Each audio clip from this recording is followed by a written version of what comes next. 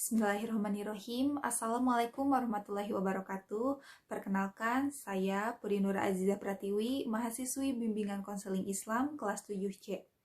Di video ini saya akan mempresentasikan sebuah jurnal yang ditulis oleh Nurholis yang berjudul Sosiologi Dakwah, Alternatif Ilmiah Penyelesaian Konflik Sosial Keagamaan. Baik, saya akan membahas sosiologi yang dipertemukan dengan ilmu dakwah sehingga keilmuan itu kita sebut sosiologi dakwah. Seperti yang telah kita ketahui, ada suatu kondisi terlupakan saat ini, di mana dakwah menjadi kegiatan setiap manusia untuk menyeru kepada kebaikan dan menjauhi larangan Sang Pencipta. Kondisi tersebut mengarahkan manusia pada keteraturan sosial, nantinya menjadi dambaan manusia di kehidupan. Maka, oleh sebab itu, kajian dakwah tanpa pandang keagamaan seseorang menjadi misi bersama sebenarnya. Dikarenakan menyampaikan hal baik dan menasehati agar terhindar dari hal buruk, sebuah keniscayaan manusia menjadi pengingat bagi manusia lainnya. Seperti yang kita ketahui, tatkala dakwah mengalami problematika, berdampak pada terpecah belah manusia dari tingkat lokal, regional, sampai dengan internasional. Itu menandakan keutuhan umat beragama sekalipun terdapat ancaman. Padahal bukan hanya dalam Islam saja, mestinya kerukunan itu diupayakan oleh pemuka dan pemeluk agama lain turut menjadikan umatnya agar selalu bersatu dalam bingkai perdamaian. Salah satu dari sekian problema pada perlintasan dakwah tersebut menjadi bukti bahwa ilmu dakwah pun sedang mengalami kondisi polemik sosio-kultural religius. Padahal jika mengharapkan keteraturan sosial, maka dakwah menjadi tugas bersama. Oleh karena itu, ditawarkanlah solusi keteraturan sosial dengan mencetuskan keilmuan dampingan bersama yang disebut dengan sosiologi dakwah. Keilmuan tersebut akan memadukan ketiga keilmuan yang telah mendapat pengakuannya, yaitu sosiologi, ilmu komunikasi, dan ilmu dakwah. Lalu yang selanjutnya yaitu sosiologi, keilmuan tentang segala hal kebermasyarakatan. Definisi sosiologi berasal dari kata sofi, yaitu bercocok tanam atau bertanam. Kemudian berkembang menjadi socius dalam bahasa Latin yang bermakna teman atau kawan.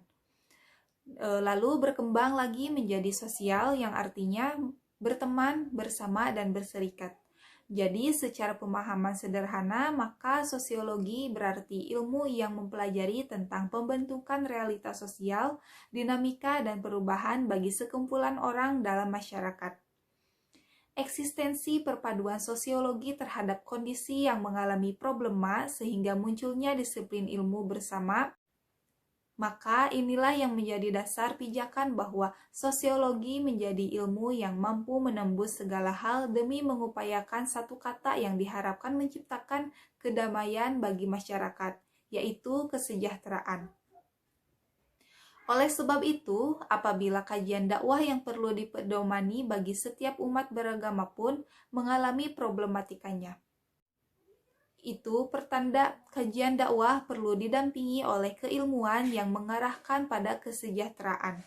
Kendati telah ada pemikiran menjadikan sosiologi Islam mengarahkan manusia pada solusi persatuan Islam. Namun, Nurholis, penulis jurnal ini, mewacanakan sosiologi dakwah menjadi kajian mengemuka mengatasi problema umat khususnya umat Islam yang kian hari mengalami perkembangan mayoritaskan bukan hanya di Indonesia, bahkan skala dunia. Lalu yang selanjutnya, ilmu dakwah sebagai sisi penguatnya.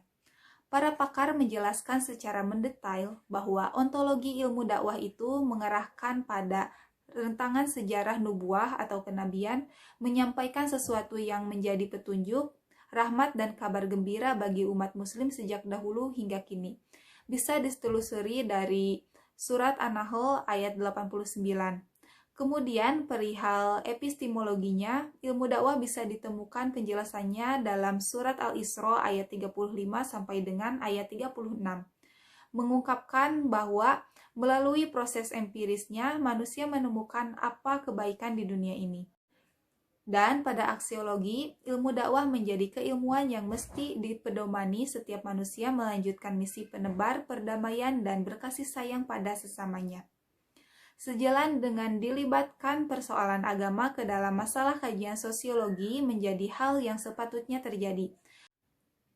Mengingat selama ini manusia seringkali di saat merasa resah, gelisah, dan bimbang dengan apa saja problem kehidupan, pada akhirnya menghadirkan jalinan antara hamba dan Tuhan demi mengharap ketenangan jiwa. Maka oleh karena itu, posisi ilmu dakwah sebagai sisi penguat untuk sebuah disiplin ilmu alternatif menyelesaikan masalah seluruh umat beragama di dunia, yaitu sosiologi dakwah. Lalu selanjutnya yaitu komunikasi sebagai sistem penyeimbangannya. Persoalan komunikasi merupakan problema yang sangat penting dalam kehidupan. Pentingnya studi komunikasi karena banyak permasalahan yang timbul akibat komunikasi. Manusia tidak bisa hidup sendirian. Ia secara tidak kodrati harus hidup bersama manusia lain, baik demi kelangsungan hidupnya, keamanan hidupnya, maupun demi keturunannya. Melalui ilmu komunikasi yang diaplikasikan secara benar akan mampu mencegah dan menghilangkan konflik antar pribadi, antar kelompok, antar suku, antar bangsa, antar ras, demi membina kesatuan, dan persatuan umat manusia penghuni bumi. Kondisi dakwah mengemuka kini menjadi situasi yang sama peliknya oleh manusia menjalani kehidupan. Kesalahpahaman komunikasi memperjauh jarak kehubungan manusia. Tiada berbeda halnya dengan kesalahpahaman manusia dalam berdakwah. Apabila manusia diharuskan menjadikan dakwah sebagai misi setiap umat beragama. Ini berarti dakwah mesti memunculkan kajian komunikasi untuk membantu penyampaian misi setiap umat tersebut. Saat kita masih menemukan situasi dakwah, kian resah dalam lingkup wilayah nasional, internasional, terjadinya perpecahan umat. Di sanalah sebaiknya perlu diarahkan keilmuan komunikasi agar problema diskriminasi, marginalisasi, dan alienasi umat beragama mampu diatasi. Maka ilmu komunikasi dihadirkan agar menjadi sistem penyeimbang. Tidak akan lengkap rasanya tatkala kemunculan sosiologi dakwah hanya akan mengemukakan saja antara keilmuan sosiologi dan ilmu dakwah saja. Memberikan pondasi keilmuan komunikasi kala mewacanakan sosiologi dakwah mengakibatkan dakwah nantinya yang menjadi misi setiap umat beragama akan menemukan usaha atau kegiatan penebar perdamaian dan berbagi kasih sayang secara tepat dan jitu di dunia sekalipun. Lalu kesimpulannya, dalam perkembangannya, sosiologi yang mengarahkan manusia pada situasi dan kondisi kesejahteraan menjadi hal penting dalam berkehidupan. Manusia berkehidupan dalam berbagai sendi kehidupan, seperti sosial, politik, hukum, budaya, dan agama.